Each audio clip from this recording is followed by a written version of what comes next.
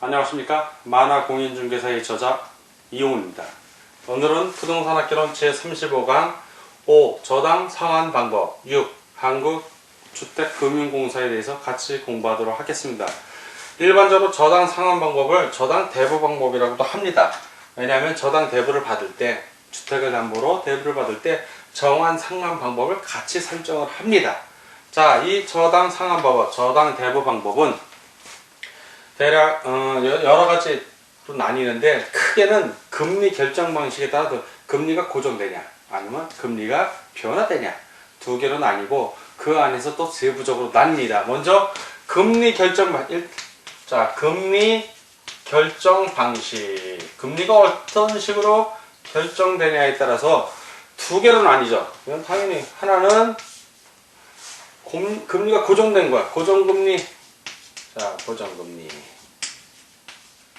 다른 것은 이제 가변적이 돼서 변동금리. 금리가 변동을 하는 겁니다. 이자율을 얘기해요, 금리는. 자, 고정금리는 고정이 돼 있어. 자, 우리 항상 저당 얘기를 하면 머릿속에 뭐가 나와야 되냐면, 대출자. 이제 머릿속에 늘 이게 그려져 있어야 돼요. 자, 대출자, 은행을 얘기하는 거고, 자, 차입자, 돈을 빌리는 사람을 얘기해요. 차입자와 대출자가. 자, 머릿속에 나와야 됩니다. 자, 부채 서비스에 누가 지불한다? 자, 원리금을 지불하는 사람은 차입자가 되는 거예요. 대출자는 이제 원리금이 가는 겁니다. 돈은 이쪽으로 쓰니까. 이 원리금 지불하는 방법, 그게 바로 저당 상환하는 방법입니다. 빚을 어떻게 갚을 것인가. 자, 고정금리. 고정금리나 변동금리에서 제일 문제가 되는 건 인플레이션. 자, 인플레이션이 됐을 때, 여기도 마찬가지. 인플레이션이 됐을 때 누가 그 위험을 부담하는가? 물가가 막 뛰어. 금리는 고정돼 있어. 자, 시장에 대출한 이율보다도 시장 이율이 높아져. 이 인플레 위험. 금리가 고정돼 있으니까 이때는 대출자가 여긴 부담을 해요. 네. 인플레이션이 돼도 차입자는 금리가 고정돼 있으니까 마음이 편해. 반대로 변동이 돼. 인플레이션이 돼서 막 이자율이 올라가. 그러면 차입자가 이자율을 막 더 올려서 지불을 하니까 변동금리 시에는 누가 책임을 진다? 차입자가 지는 거예요. 차입자.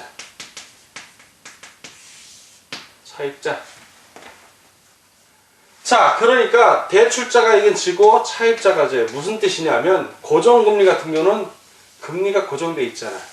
근데 시장에 금리가 올라갈 때는 차입자가 가만히 있죠. 왜? 대출자에게서 받은 금리가 고정이 돼 있으니까. 근데 시장에 이자율이 막 떨어졌어. 인플레이션이 안 되고 저플레이션이 돼. 낮아져. 그럼 차입자는 가만히 있을까요? 갈아탈까요? 이자율 낮은 딴 데로 도망갔다는 얘기예요. 그게 바로 콜옵션이라고 그러죠. 콜옵션. 예. 콜옵션이라고 그래. 갈아타는 거야. 나 이제 여기서 은행 대출 그만 받겠다고. 부채 서비스 그만 내겠다. 돈을 갚아버려. 왜? 딴 은행에서 돈을 빌려다가. 왜? 이자율이 낮으니까.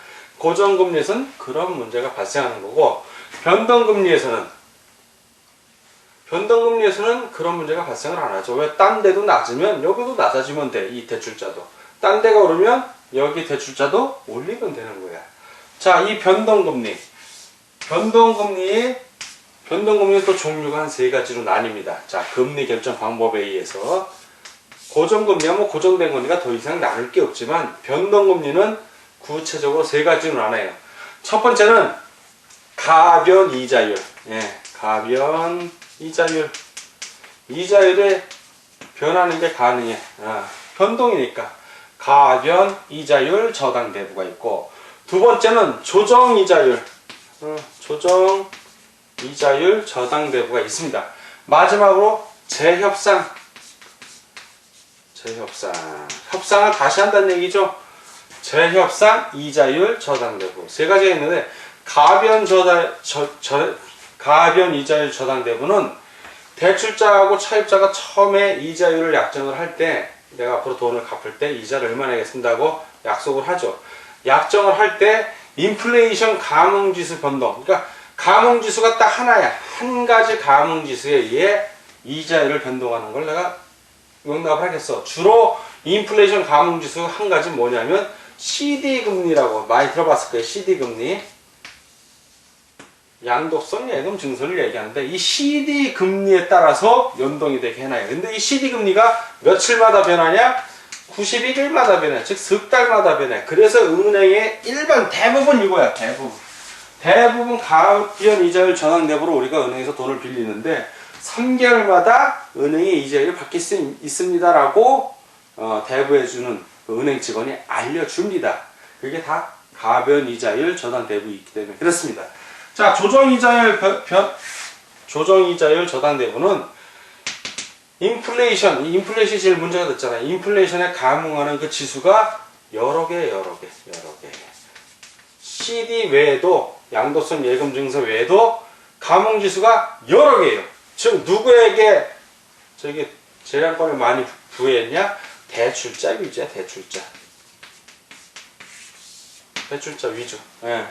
그렇다는 거. 재협상은 3년에서 5년마다 이자율을 다시 재협상하는 거야, 서로가. 이걸로 할지 결정하면 돼. 마지막 그 계약서 끝에다가 그 뭐 3년 지나면 다시 재협상하여 논의하기로 한다. 그게 재협상 이자율입니다. 이거는 이자율을 미리 정하지 않고 장기적으로 정기적으로 차입자하고 대출자가 요번엔 요렇게, 다음 거는 3년 후는 또 만나서 재협상. 그러니까 재협상은 감이 될지 조정이 될지 모르는 거지. 엄밀히 하면은 가변 이자율하고 조정 이자율 두 가지가 있는 거고, 요거는 협상과 관련된 겁니다. 일반적으로 한번 정하면 그대로 가요. 그대로. 대부분은 가변 이자율로 한다는 거. 그거는 인플레이션 감응하는 지수가 한 가지고 주로 CD 금리를 기준으로 하기 때문에 91일마다 변동하더라. 반드시 가변 이자율, 요거는 한 번 더 읽어주시길 바랍니다. 자, 금리 결정 방법에 의해서는 이렇게 하는데, 이제 원리금을 어떻게 내가 상환할 것인가. 이제 상환 방법에 의해서는 그 저당 상환 방법이 또 다르게 나뉘어집니다. 지금은 금리 결정, 고정금리나 변동금리나 요걸로 본 거고, 자, 요번에는 금리 결정에서는 고정, 변동 두 개가 있었고, 자, 이번에는 금리 결정이 아니라, 자, 원리금 분배 방식, 원금 이자를 원리금이라, 원금, 이자, 원리금을 어떻게 분배해서 내가 상환할 것인가. 이 분배 방식에 따라서 종류가 쫙 나뉘는 거예요.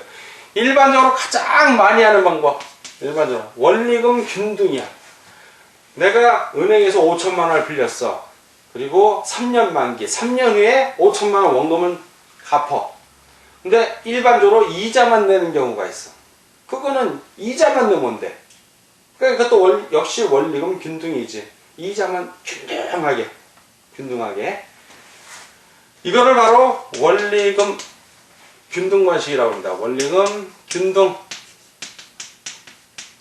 자, 원리금 균등 방식은 그림으로 그려보면, 자, 왼쪽에 원금과 이자예요. 오른쪽에 시간 이렇게 나오면 원리금이 균등하니까 이렇게 시간이 늘 다달이 똑같은 액수를 내는 거야. 근데 여기서 하나 확실히 알아둘 거는, 처음에는 빌린 돈이 세니까 5천만 원, 시간이 지날수록 원리금 내가 갚아가니까 원금이 줄잖아. 나중에는 이자가 적어. 처음에는 이자가 많아. 비율을 보면 요게 밑에가 원금이고 위가 이자라면, 거꾸로 돼 있네. 이자가 처음엔 많고 원금이 나중에 많아져. 이자가 줄죠. 자꾸 갚아 나갔으니까. 자, 원금이 처음엔 적다가 많이 갚게 되고, 처음에는 이자가 많고 원금이 적은 거야. 나중에 이자가 줄고. 이게 원리금 균등이야. 눈으로 보이는 거, 내가 실제 내는 원리금은 일정하다는 거예요. 그게 원리금 균등이고, 두 번째, 원금 균등이 있어. 원금. 이자는 없어. 이자에 대한 얘기를 하는 거야. 원금이 균등한 거야. 이자는 변한다는 얘기야. 여기서 힌트야. 그러면 요거는 그래프를 그리면 어떻게 되냐면, 역시 이쪽은 원금, 시간, 원금이 균등해. 자, 원금. 자, 요때는 특징이, 이자는 처음에 이자 많이 낸다, 조금 낸다. 처음에 많이 낸다고 그랬잖아, 이자를. 자, 여기서 눈에 보이지 않게 보이지 않게 표현을 하자면 이자는 예를 들어서 이자를 이런 식으로 낸다고 쳐. 그럼 두 개를 합하면 되잖아. 두 개를 합하면 원리금은 이렇게 내려가는 거야. 예. 원금 균등 방식에서 원리금 균등은 이렇게 원금과 이자를 합쳐서 일정하게 내지만 원금이 균등할 뿐이지 원리금을 같이 합하면 원리금에서는 갈수록 돈이 줄어. 갚아야 될 돈이. 요게 핵심이야. 말은 균등이야. 말은 원금 균등이지만 원리금으로 치환을 하게 되면 형사가 내려가. 점점 준다는 거. 요거 절대 잊지 마세요. 원금 균등 방식에서는 원리금이 여기 원금이라고 표현 안 해. 딱 시험 문제 낼 때는 원금 균등 방식을 설명한 그림이다. 제대로 된 그림은 여기다 원리금이라고 써. 원리금. 세로축을 원리금이라고 해놔. 그러면 원금이 일정한 거지 이자까지 합하면 이자는 점점 줄니까 이렇게 내려가야 돼. 자, 세 번째 방식은 바로 만기 일시상환이야. 만기에 한꺼번에 상환, 일시상환. 이 경우에는 이자만 내. 그냥 이자를 또 쭉 똑같이 내지. 이자 변동금리. 보통 변동금리면 가변 이자율 변동금리 3개월에 한 번씩 이자만 변해. 이자만 쭉 내면 되는 거야. 그러니까 이자는 늘 쭉 일정하게 내줘. 그 다음 만기에 한꺼번에 싹 갚아버려. 네. 그러니까 보통 이 그래프는 어떻게 되냐면 원리금. 근데 원리금이라고 하면 이자라고 그러지. 이자 이러다가 3개월 있다가 올라갈 수도 있어. 또 내려갈 수도 있고. 뭐 이런 식으로 쭉 진행되다가 만기에 3년이든 5년이든 계약한 만기에 한꺼번에 원금을 다 갚아버리는 거. 한꺼번에. 이런 형태예요. 만기 일시상환. 자, 네 번째는 체증식. 처음에는 이자만 내. 원금은 조금밖에 안 내. 그러다 나이가 들면서 벌이가 좋아질수록 점점 원금을 많이 갚아나가. 이건 그래프가 어떻게 되냐? 체증식은 원리금이라고 표현되고 여기 원리금 왼쪽에 시간. 그러면 처음엔 조금 내다가 나중에 점점 많이 내는 거야. 원금과 이자 합쳐서. 이런 식으로 설계를 할 수도 있고, 마지막으로는 부분 원리금 상환이에요. 만기가 됐을 때도 부분 원리금만 상환하고 계속 원금과 이자를 내면 돼. 부분 원리금 상환. 자, 이 5가지 방법이 대표적인 거고, 이거에 의해서 저당대부 받을 때 계약을 하는데, 대부분 은행에서는 요즘 많이 쓰는 거는 부동산 담보대출 같은 경우는 만기 일시상환을 많이 써요. 만기 일시상환.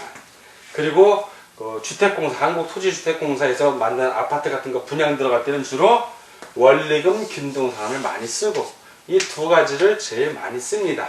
일반적으로 공인중개사가 중개를 할 때는 대부분 만기 일시상환이에요. 이자만 쭉 갚다가 만기에서 가서 갚는. 물론 본인이 원리금 균등하게 내고 싶다. 다달이 얼마씩 원금도 갚고 싶다면 그런 식으로도 상품을 설계해서 팔기도 합니다. 은행에서. 그거는 이제 은행하고 차입자의 입장에 따라서 조정을 하죠. 자, 이렇게 저당 상환 방법이 있는 걸 좀 정리를 하고, 다음은 한국주택금융공사, 코리아 하우징 파이낸스 코퍼레이션, 한국주택금융공사에 대해서 주택과 관련된 금융, 즉 우리나라의 주택과 관련된 금융을 종합적으로 사업을 한다는 얘기죠. 자, 이번에는 이 한국주택금융공사에 대해서 같이 알아보도록 하겠습니다. 한국주택금융공사는 정부 및 한국은행이 출자하는 자본금 5조 원의 법인으로 합니다. 자, 자본금은 5조 원으로 하고 법인으로 합니다. 법인. 설립 목적은 주택 저당 채권 등의 유동화와 주택금융 신용 보증 업무 및 주택 담보 노후 연금 보증 업무를 수행함으로써 주택금융 등의 장기적 안정적 공급을 촉진하여 국민경제의 발전에 이바지함을 목적으로 한다 라고 되어 있습니다.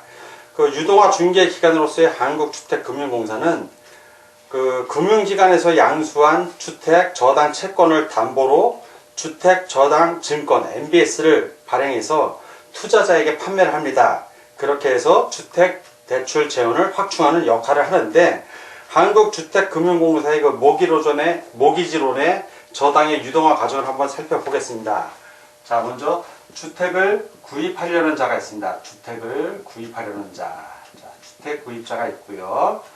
그리고 그 사이에 은행 등 금융기관이 있습니다. 은행 등 금융기관. 자, 이 금융기관이 가운데 있고요.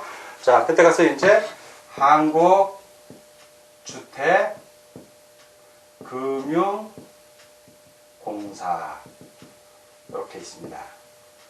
그러면 주택 구입자가 주택을 구입하기 위해서 먼저 그 해당 주택의 저당을 잡힙니다. 주택에 대한 저당을 잡히면 그 은행 등 그 금융기관 1차 대출기관에서는 장기 대출을 해줍니다. 장기 대출. 자, 그리고 그 은행 등이 그렇게 잡은 그 주택 저당을 채권으로서 판매를 합니다. 이 주택 저당 채권을 판매를 합니다. 판매. 어디다 판매한다? 한국주택금융공사에다 판매를 하고요. 그럼 한국주택금융공사는 대금을 지불합니다. 대금을. 자, 은행은 저당을 통해서 돈을 대출해 줬기 때문에 현금이 부족해지는 것을 그 저당 채권을 판매함으로써 대금을 받아서 현금을 보충을 하게 됩니다. 자, 그리고 나서 한국주택금융공사는 이를 MBS로 만들어서 투자자들에게, 자, 투자자, 기관 또는 개인들입니다. 이 투자자에게 MBS를 판매합니다. 자, MBS 판매를 하고요. 그리고 판매를 하면 이 투자자들은 또 바로 대금을 지불을 합니다. 자, 이런 과정을 통해서 한국주택금융공사는 그 모기지존과 관련한 저당의 유동화 과정을 취하게 됩니다. 자, 이번에는 한국주택금융공사의 그 주요 업무를 알아보겠습니다. 주요 업무는 크게 6가지가 나옵니다. 첫 번째는 모기지론 공급입니다. 모기지론 공급. 자, 그리고 두 번째는 주택 저당 채권의 보유입니다. 주택 저당 채권의 보유. 그리고 세 번째는 주택 저당 채권을 유동화시키는 겁니다. 유동화. 그래서 주택 저당 증권을 발행하거나 판매하는 것을 말합니다. 자, 네 번째는 주택 신용 보증입니다. 주택 신용 보증. 다섯 번째는 주택 연금에 대한 공적 보급입니다. 주택 연금에 대한 공적 보증. 자, 여섯 번째는 학자금 대출 채권을 기초로 한 학자금 대출 증권 발행. 그래서 학자금 대출 증권을 발행합니다. 자, 이렇게 크게 6가지 주요 업무가 있는데 오늘은 그 중에서 제일 중요한 것 주택 모기지론 공급과 1번 그리고 5번째 주택 연금에 대해서 같이 알아보도록 하겠습니다. 먼저 모기지론 공급입니다. 모기지론 공급. 자, 모기지론 공급. 구체적으로 하나씩 보면 이 모기지론 공급 여러 가지가 있는데 그 한국주택금융공사 홈페이지 들어가면 자세히 나옵니다. 먼저 이 모기지론, 영어입니다. 모기지하고 모기지란 단어하고 론이란 단어가 합쳐진 건데 모기지론이란 서민에게 주택을 담보로 장기 저리에 주택 자금을 대출해주는 제도를 말입니다. 그 장기 저리 주택 자금 대출 제도. 그게 바로 모기지론입니다.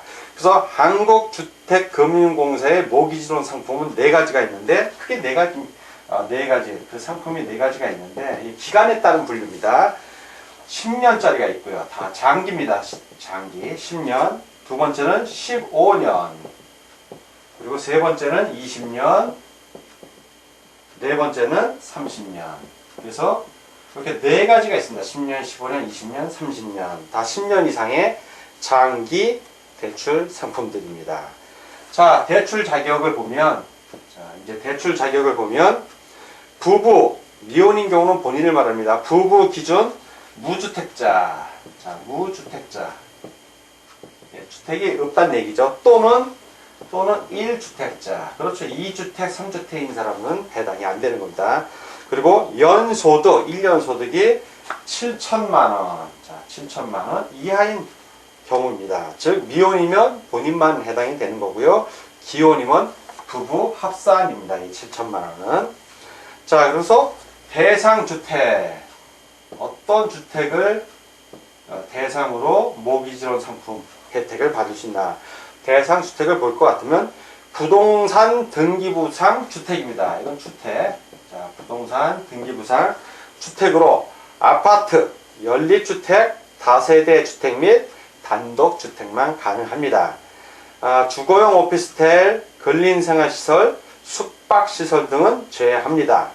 그리고 대출 승인일 현재 기준 주택가격이 6억 원 이하여야 합니다. 6억 원 이하여야 합니다. 그리고 구입용도인 경우 시세, 감정평가액, 매매가액 중 어느 하나라도 6억 원을 초과하는 주택은 제외합니다.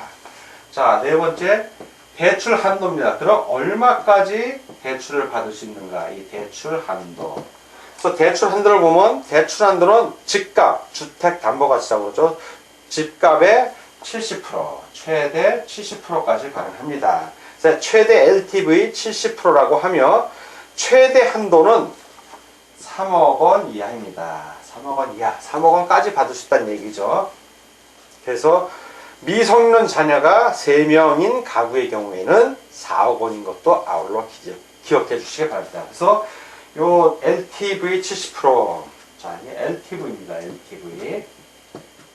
그래서 LTV, 주택담보대출 비율을 말합니다. 이게 앞글자죠. Loan to Value, 가치에 대한 담보대출, Loan to Value. 그래서 LTV라는 것은 주택담보대출 비율, 담보인정 비율로서 주택을 담보로 돈을 빌릴 때 인정되는 자산 가치의 비율을 말합니다. 즉, 담보주택의 실제 가치 대비 대출 금액의 비율을 뜻합니다. 그래서 집값이 3억 원이면 70%니까 3,000이 21, 2억 1천만 원이 되는 겁니다. 최대 한도가. 3억 원 이하에서 가능하니까 2억 1천만 원. 자, 이렇게 지금 모기지론 공부를 하고 있는데, 그럼 모기지론은 어떻게 상환할 것인가? 이 모기지론 상환 방법, 어떤 식으로 상환하는가? 상환, 빚을 갚는다는 얘기죠. 원리금 균등 분할 상환이 있습니다. 그 다음에 원금 균등 분할.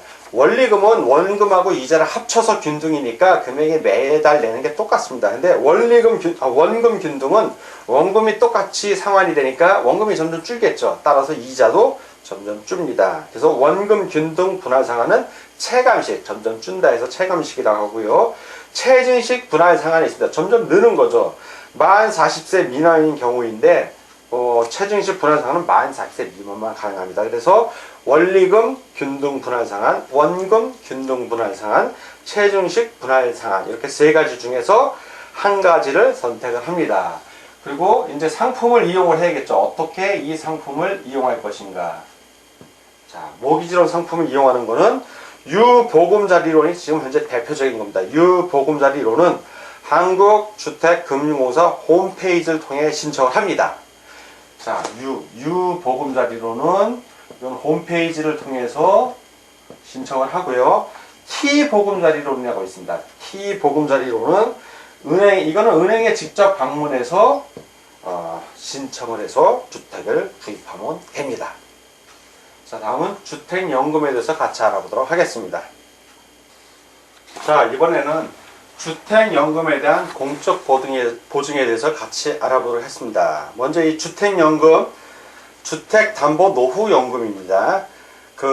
몇 세 이상? 자, 이 주택연금 만 55세 이상입니다. 이거는 만 55세 이상. 그래서 주택 소유자 또는 배우자니까 부부 중에 한 분이 만 55세 이상이면 됩니다. 만 55세 이상 주택 소유자 또는 배우자의 만 55세 이상의 대한민국 국민, 주택 소유자 또는 배우자가 대한민국 국민이면 됩니다. 대한민국 국민이 금융기관으로부터 소유주택을 담보로 맡기고 평생 혹은 일정한 기간 동안 매월 연금 방식으로 노후 생활자금을 지급받는 대출금, 이것이 바로 주택연금이죠. 대출금에 대하여 공적 보증을 제공합니다. 즉 국가가 연금 지급을 보증하는 제도입니다.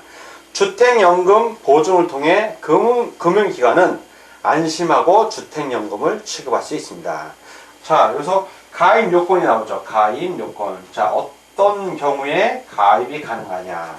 첫째, 부부 중 한 명이, 자, 첫째는 부부 중 한 명이 만 55세 이상입니다. 한 명. 자, 두 번째, 부부 중 한 명이 대한민국 국민이어야 돼요. 자, 대한민국 국적을 가지고 있어야 된다는 얘기죠. 대한민국 국민. 자, 세 번째, 부부 기준 9억 원 이하의 주택 소유자. 자, 주택이 9억 원 이하여야 된다는 말입니다. 자, 네 번째, 다주택자라도 합산 가격이 역시 이것도 9억 원 이하면 가능합니다. 9억 원 이하. 자, 다섯 번째. 9억 원 초과 이 주택자는, 자, 9억 원을 초과했어요. 그리고 9억 원을 초과했고, 주택이 두 개야. 자, 이런 경우에는 어떻게 해야 가입하냐? 이런 경우에는 3년 이내에 1주택을 팔면, 자, 1주택. 판단 얘기가 매도합니다. 언제? 즉 3년 이내죠. 네, 3년 이내에 1주택을 팔면 가능합니다. 자, 그래서 주택연금의 대상주택. 어떤 그 주택연금의 그 대상주택.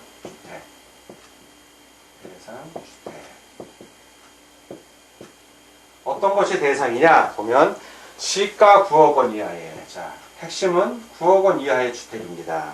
그리고 지방자치단체에 신고된 노인복지주택.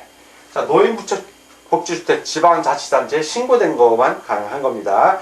상가 등 복합용도주택은 전체 면적 중 주택이 차지하는 면적이 2분의 1 중입니다. 2분의 1 이상인 경우 가입이 가능합니다. 자, 이 주택연금에 대한 공적 보증을 알아봤고요. 다음은 주택연금에서 대출금을 어떻게 상환하는지 이제 알아보겠습니다. 자, 이번에는 주택연금. 자, 주택연금에서의 대출금 상환. 어떻게 상환하는지 대출금 상환 방법에 대해서 알아보겠습니다. 그 상환 방법.